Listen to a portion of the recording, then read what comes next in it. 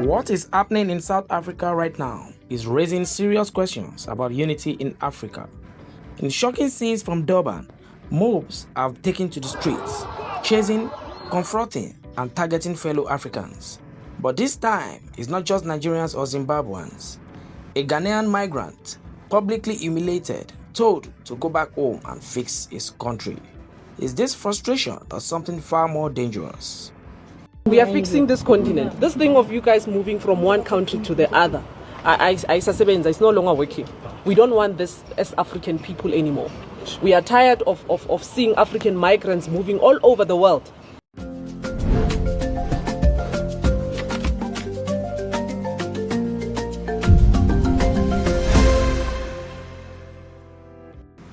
A video currently circulating on social media shows South African citizens confronting a Ghanaian man. Their message was blunt and harsh. Go back home, fix your country, we don't want Africans here anymore. The question is presence, is integration, and even compared it to whether South Africans could do the same in Ghana. This moment has ignited outrage across board. Because for many Africans, this isn't just about immigration, it's about identity, dignity, and Pan-African unity. We are fixing this continent. This thing of you guys moving from one country to the other, it's no longer working. We don't want this as African people anymore. We are tired of seeing African migrants moving all over the world, refusing to fix your own countries. Now we're making it very clear to you guys, Utitina, we don't want you here. We want you to fix your countries. Now you came here with a traveling document. You came with a passport. You know that you are a visitor, but now you decided to come and integrate in our communities. You know very well that what you have done is wrong. How many children do you have here? We can come to Ghana and do what you're doing. Your passport. Eh?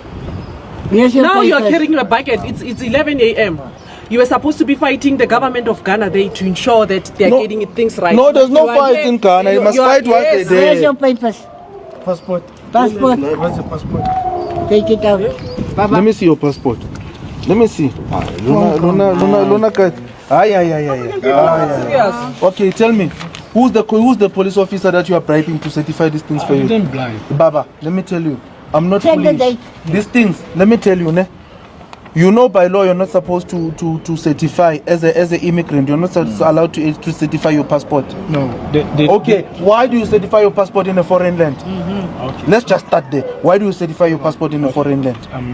You see, it was raining. Hey, I follow you guys now on Facebook. How you?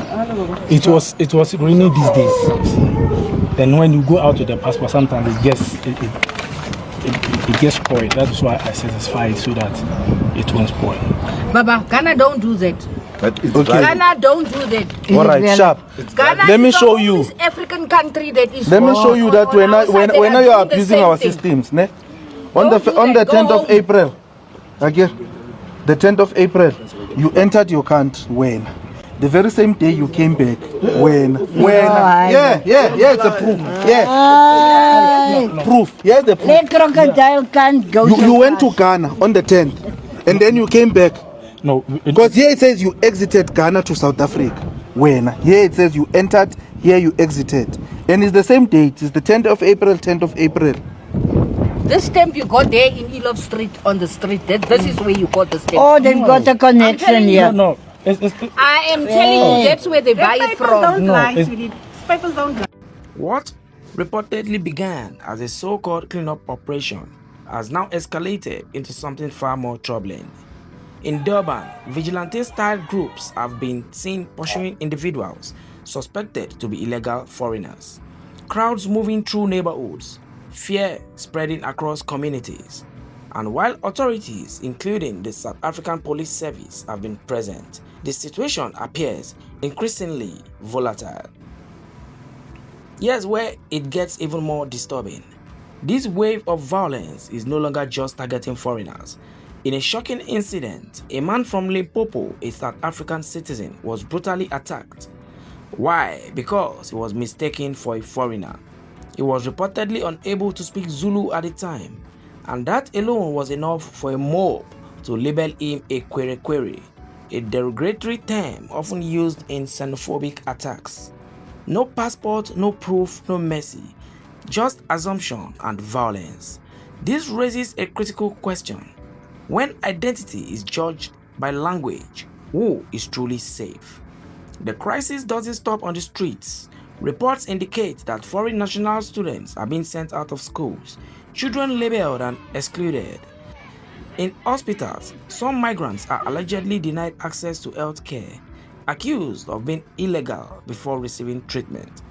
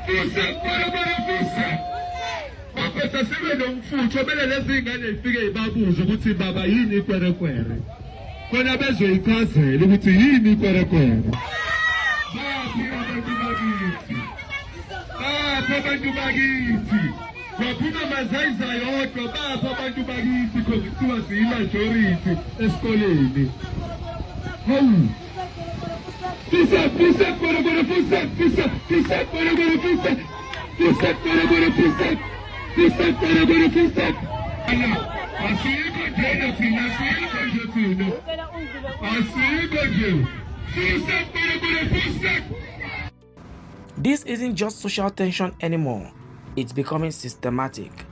Xenophobic violence in South Africa is not new. Over the years, Nigerians, Zimbabweans, Ethiopians and others have been frequent targets. But this latest development shows something deeper, a widening scope, a growing frustration and a dangerous normalization of hostility toward fellow Africans. So what's really driving this? Is it unemployment, economic pressure, failed migration policies, or political narratives fueling division? Because one thing is clear, when Africans turn against Africans, the entire continent loses. This is not just South Africa's story, it's Africa's story, a test of unity, identity, and humanity. What do you think? Is this justified frustration or a dangerous path we can't afford to continue? Please drop your thoughts in the comments. Don't forget to like, share, and subscribe to this channel for more real stories shaping our continent.